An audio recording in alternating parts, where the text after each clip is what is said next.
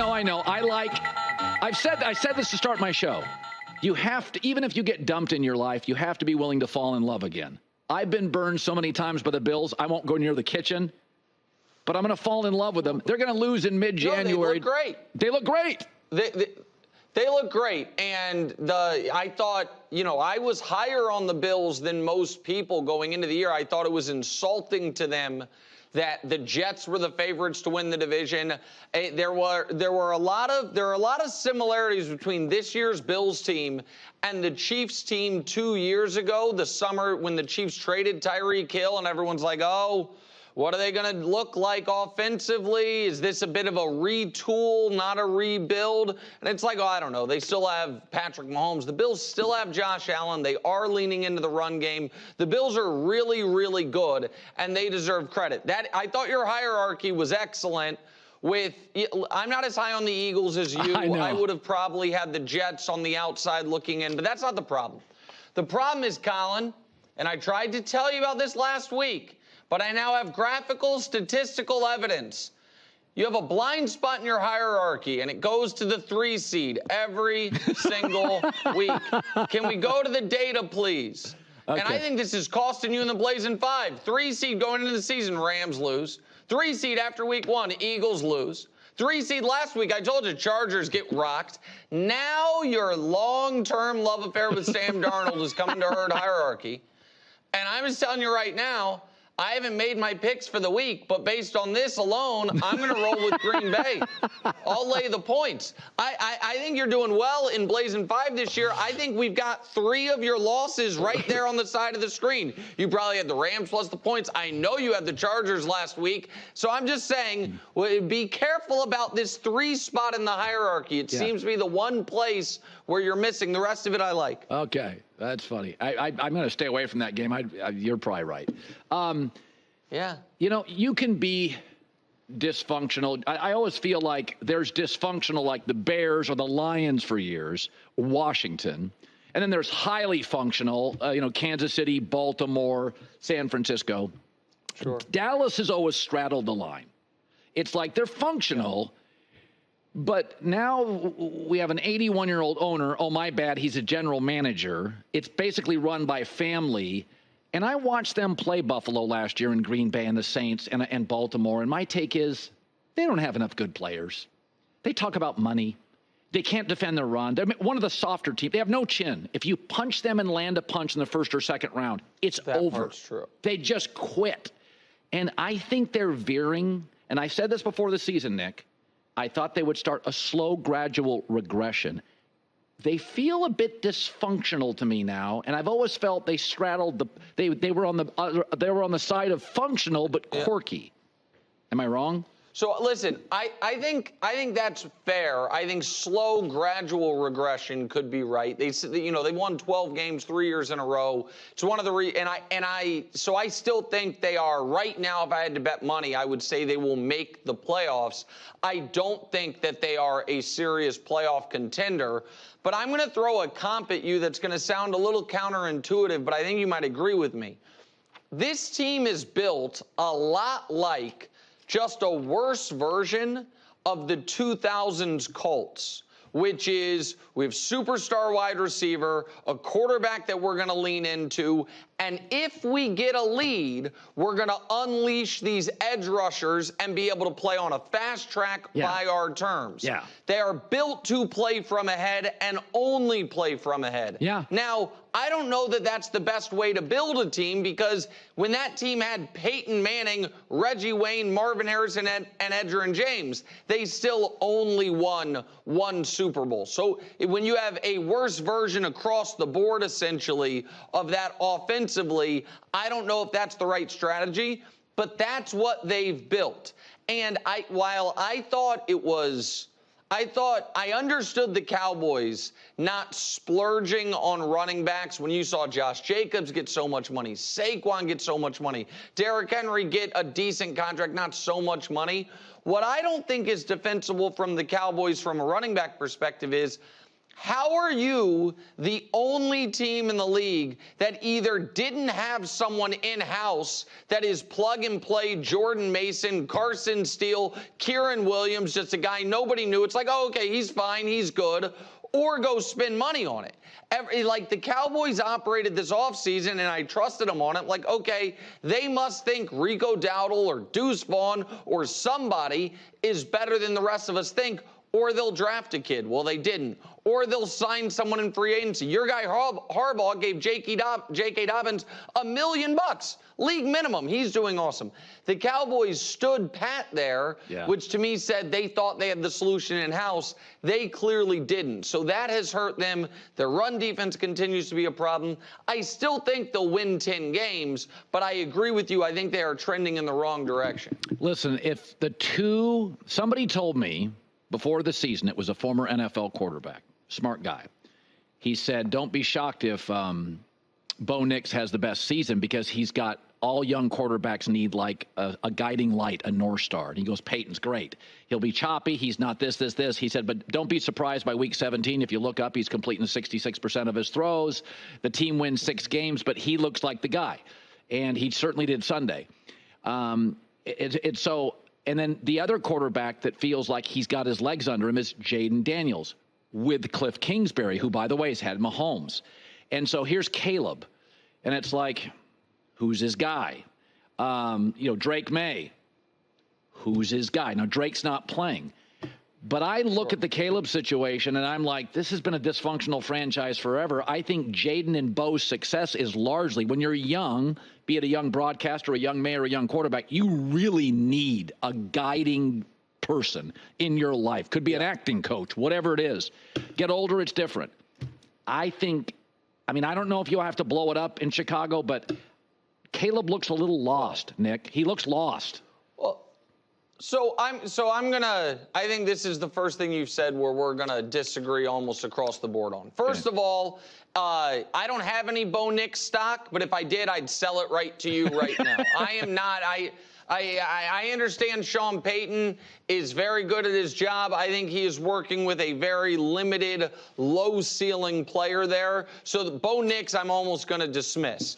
Jaden, quite simply, 14 hours ago, had one of the greatest games a rookie quarterback has ever played. So I am not going to dismiss that.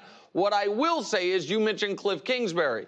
Cliff Kingsbury teams, whether it was with Patrick Mahomes at Tech, with Kyler in Arizona, they do seem to play their best ball and have their most productive offenses the first quarter of a season and then slow a bit late. But I like Jaden coming out of college. My concern with Jaden was he is my build, and I don't think I could survive an NFL season, so I worry about his ability to take the punishment.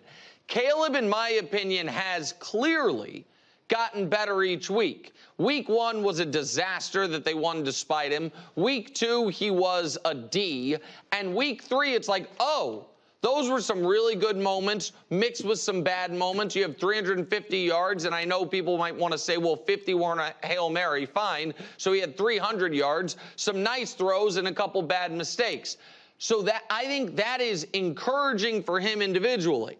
Where I do agree with you, however, is thus far the offensive coaching seems to be inept, and the offensive line play seems to be really, really struggling. There's the clip, obviously, of they're running a speed option at the goal line. 4 of the offensive linemen instantly fall down. Right. So none of that is encouraging. And I thought this was a Bears team that would be really, really good because I thought while Caleb was going through his growing pains, they could run the ball and play great defense. They're playing a Colts team that's given up literally going into the game 240 yards a game on the ground. They can't run the ball at all. DeAndre Swift, 13 carries, 20 yards. So I like the trajectory of Caleb Williams.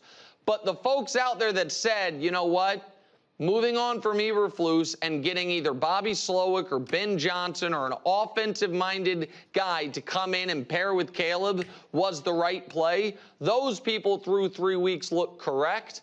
I think the Bears will be fine, but up to this point, there's no question Jaden Daniels has vastly outperformed any of the other rookie quarterbacks, and he's also, with respect to Malik Neighbors, vastly outperformed any of the other rookies of any position.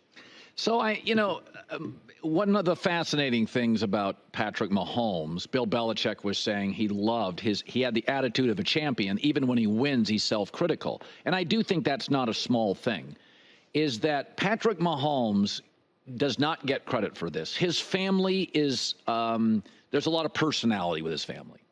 And you got your star tight ends dating Taylor Swift. And Andy Reid's joining you in commercials. And yet he compartmentalizes all of it, Harrison Buckner. And there's a lot of moving parts here. Brady didn't have those because even Gronk was afraid to talk under Belichick. So it was a very covert, you know what I mean? There wasn't a lot of personality in New England. Kansas City's got personality everywhere. And here is Mahomes. He's never seduced by it. He's never distracted by it.